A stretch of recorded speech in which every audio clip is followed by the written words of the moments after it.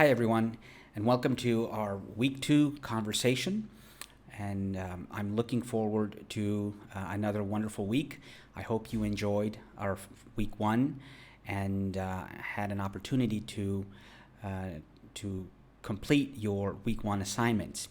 So this week we're talking about the job interview, and as obviously we at some point or another we have gone through the job interview process, and some of you are going to be graduating very soon and are likely to be engaging in some kind of a job interview at some point down the road. And so I think it's important that we kind of go through some of the things that we should look out for when we do an interview, when we are asked to come in for an interview, and perhaps provide some helpful tips and hints as to how to prepare before the interview, what to do during the interview, and then how to follow up after the interview. Okay, so let's get started.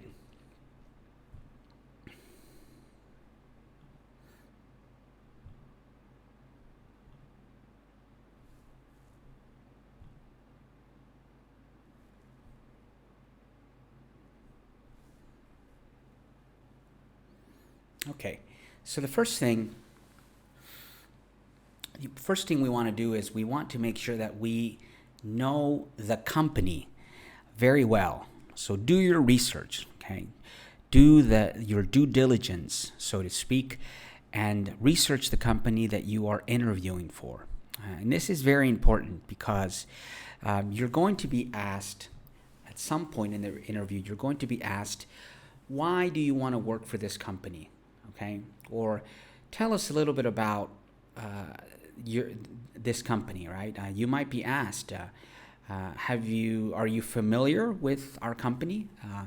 And so if you say no, it's a check against you immediately, because it shows that you have not done the due diligence and shows little interest in the company, and in fact, the fact that you're applying for a job in a company that you are very unfamiliar with does not bode well for you going forward as a candidate for that position.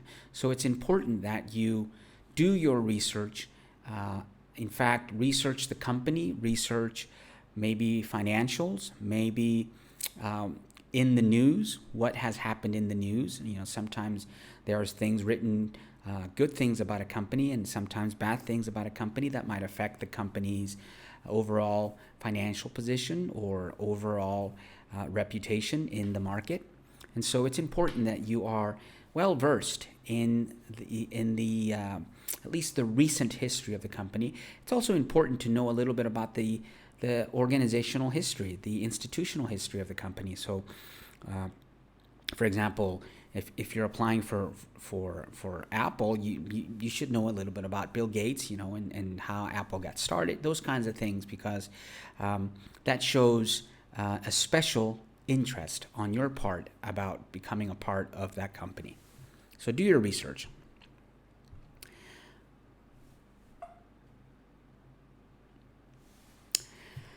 Okay, very important. Study your resume very well. Okay, this is paramount in importance, and sometimes we overlook this very important part of the interview, and because we think that we know ourselves and we know what we have done in the past, where we have worked, what we have done, but the fact is there's so much detail that is in our resume that we simply may not carry in our heads all the time.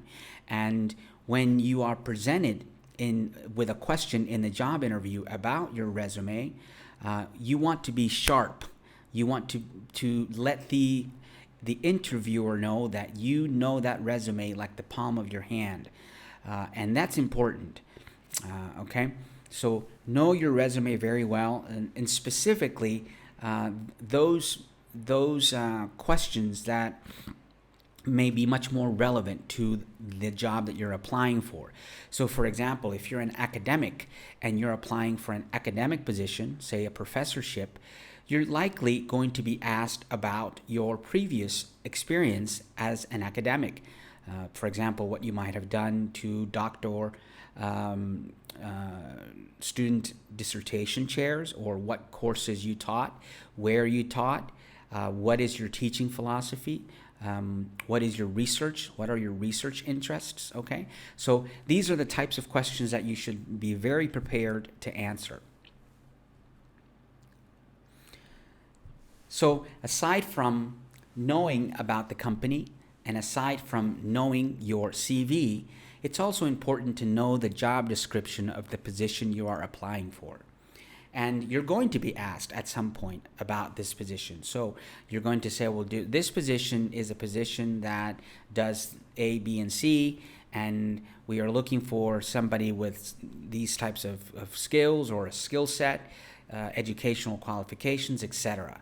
So know the job description, because you might be asked, why should we hire you to fill the needs for this job description? And so the better you know the job description, the more able and the better able you will be to provide very clear and connected responses about specifics of the job description. So if the job requires management of small teams, you can say, well, the job description for this position, as I understand it, calls for ability to manage teams of 3 to 5. And I have experience managing teams of 3 to 5 persons. I have done it in company A, B, and C. Okay, and so by doing that, again, not only are you answering very clear and specific providing very clear and specific answers to the questions, but also you're also letting the interviewer know yet again how interested and how well versed you are about this one position that you're applying for. Okay, display your skills with concrete examples. You know, over the last few years, the interviews that I've had, all of them have included a question about the famous tell me about a situation where you showed leadership, for example. Or tell me about a situation that required you to show or engage in teamwork. Or tell me about how you were able to solve a problem. These are almost standard questions that you're going to be asked in today's market, in today's labor market and in interviews. So it's important that you are prepared to display your skills with concrete examples. So tell them, think about it. And if you have to write out the problem, this is an example of how I used my skills, my teamwork skills, to solve a problem. Or this is how my cultural intelligence and intercultural competence resulted in a better solution for the team or for the company. Okay, so specific examples that display your skill set is important for you to have. I also suggest, I apologize here about the presentation getting cut off, but I also suggest to prepare an interview toolkit. All right, and what is this cool toolkit? It's to prepare a toolkit for before, during, and after the interview. Okay, so what should you do before the interview? Well, what I recommend is, first of all, to learn your CV, as I said before, back and forth. Very, very, very specific. Know the specifics about the jobs that you have performed. So learn your CV very well. The second item that you should do is to develop a Q&A, a questions and answer, kind of a script. So start thinking about those questions that you might be asked. Okay, so tell me about yourself. Tell me how you are, why you think you are a good leader, and provide us with an example. Okay, give us a description. If you could, if you know, sometimes they will ask if you could come up with one word to describe yourself. What would that word be? So think about that word. Okay, so that you're not sitting there and trying to figure out what that word is, because what you want to be very prepared and show the interviewer that you are prepared, confident, and very secure about your answers. So a Q&A before the interview is important. I would also recommend that now, since we have the benefit of having computers where we can tape ourselves and watch ourselves in video, well, I would strongly recommend that you do an interview where somebody, perhaps your spouse or your son or daughter or a friend, can help you with this, where they will ask you some questions and you will respond, but tape yourself, and then watch yourself, and you will see what you look like. And that's important because you're going to be able to see body language. You're going to be able to see things that are distracting. For example, using hands, or looking maybe not making eye contact, perhaps looking at a different direction, or posture, maybe slouching. These are the things that you can't see, but you will be able to see if you record yourself. So I would recommend that you do that. Then during the interview, make sure that you are cognizant of tone, volume, right? And body language is also very important. Posture and body language during the job interview. And then, of course, after the interview, you want to make sure that you follow up with the interviewer or interviewers, obviously thanking them, but also taking a moment to perhaps recapitulate your key traits, your key skills, and your key why they should hire you. Almost as if you're reminding them of how great a candidate you are. You want to do it in a subtle way, but you do want to take that last opportunity to get that thought back into their heads again, so to speak.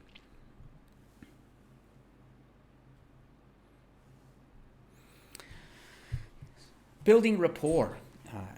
Building rapport is really what it comes down to it when you're doing an interview. Because think about this for a minute.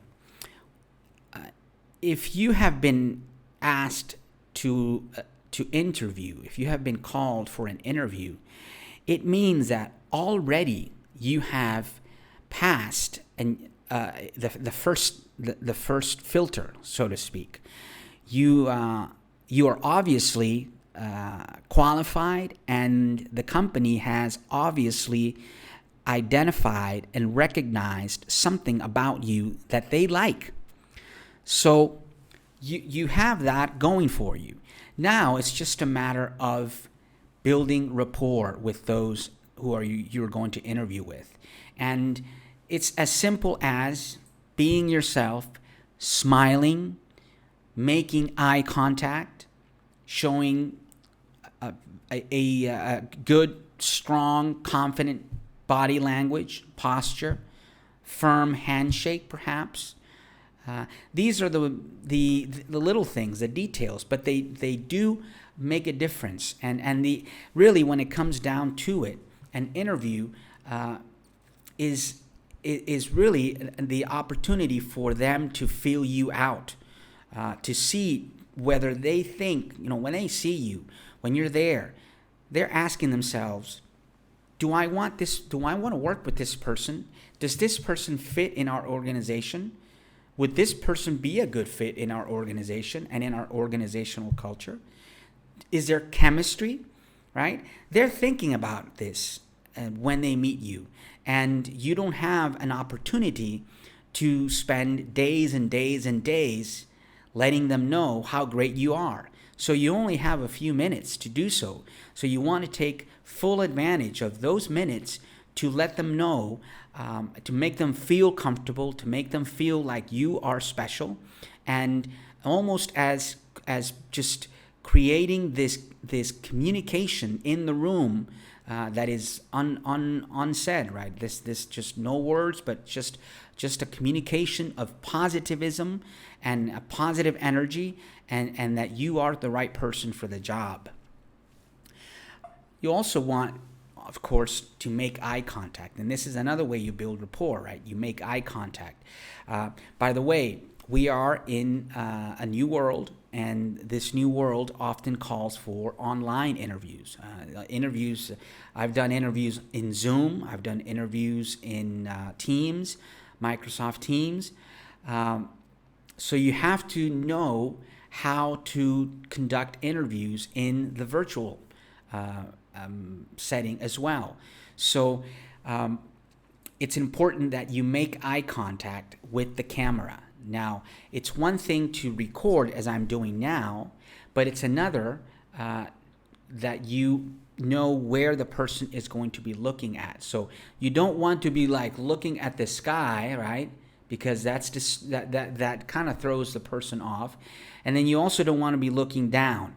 So you kind of should practice, right? Maybe take the time to practice recording and see where your eyes are focused. Okay, maybe try and focus in the camera once, and if that doesn't look natural, then maybe change the eye angle. You have to kind of play with it and practice it, and at some point you're going to find that right angle for you to do. So make eye contact is important.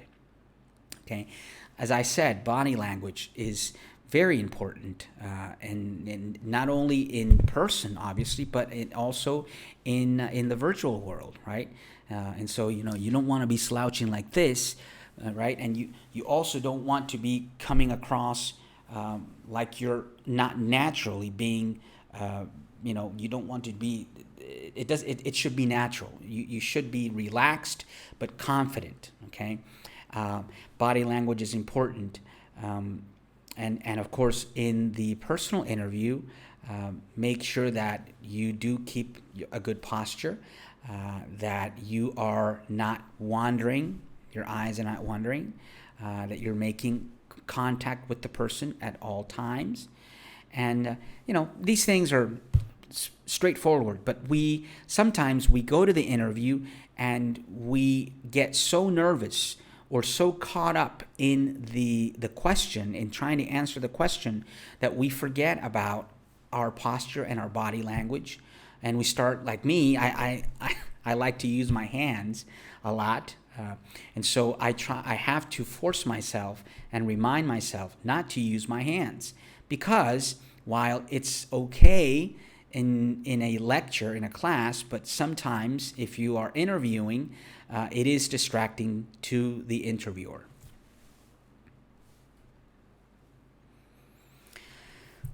Above all, right, be yourself, right? I can't stress this enough, but once you've been asked to interview, you are special. Chances are there are hundreds of emails or CVs, that are received for one position, and they may only interview 20, okay, or maybe even not even that, maybe 10 or less than that, but let's assume it's 10. The fact that you have made that first cut means there's something special about you. So they like something about that CV or about that cover letter. There is something that caught their attention. And so now it's all about you being yourself and letting them know in person or virtually through Zoom, for example, why you are that special person. So it's all about being yourself, okay? You don't want to come across as trying too hard, trying to impress. Avoid using fancy words and name dropping and avoid mentioning theories, all that stuff, because that comes across as rehearsed. You want to be yourself. You want to be natural.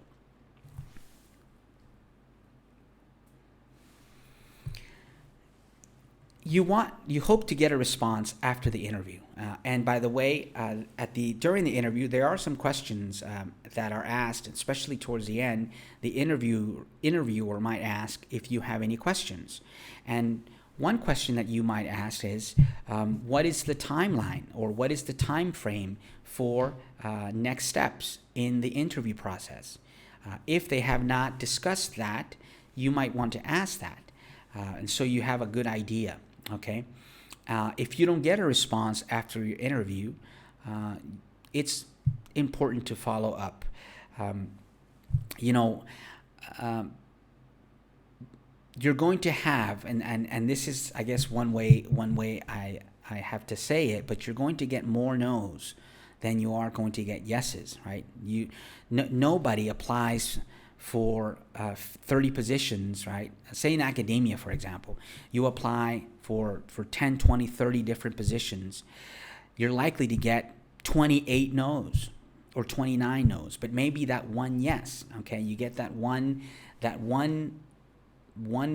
university that asks you for that interview, okay?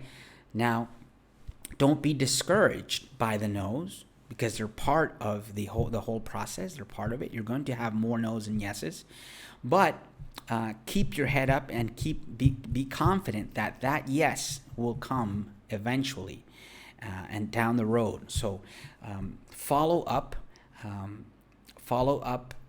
quickly. Don't let too much time go by, but do give the interviewers a little time. But do follow up if you don't get a response with a letter saying, I'm looking forward to the next steps. I appreciate the opportunity to present my credentials, and I look forward to learning about the next steps in the interview process. Chances are, if you are not going to be one of the ones selected, you are going to get a letter from the interviewer or the company letting you know, right? That will happen very quickly. Now, if you do make it to the next round, then it's great. But again, even that doesn't guarantee that you're going to get the job. So it's just it's the process. You just have to continue on and hope for the best. And at some point, if the job is the right job for you, you are going to get the position. Finally, last but not least, put your faith and trust in the Lord. It's sometimes what we want is not what is best for us. It's not what God has in store for us. So if you put your faith and trust in God, that what is meant to be and what is best and right for you will happen, then you're going to go into that interview with all the confidence in the world, and nothing can stop you. If you don't get the job, then it was simply not meant for you to get the job, and it's not the right thing for you. God has a path for each and every one of us, and you have to walk the different paths. But at some point, you're going to come across that one path that is meant for you, and that path is for you only. And if once you're able to achieve and get to that path, then you will be fine, and you will have the job, the position that you have always wanted, and you'll be happy and fulfilled.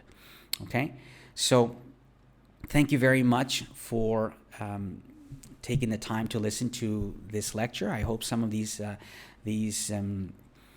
recommendations become helpful and are helpful for you. I've provided some references and helpful online resources for you which I also took from the internet to share with you in this presentation. But there are other resources here, for example, about questions that you might be asked during the interview and how to answer them, etc. So I hope you take a moment to look at these. And then, last but not least, please email any questions or concerns that you have for this week, for this topic. Again, write me an email, and I'd be more than happy to respond as soon as I can. Okay? Take care, stay safe, and God bless you.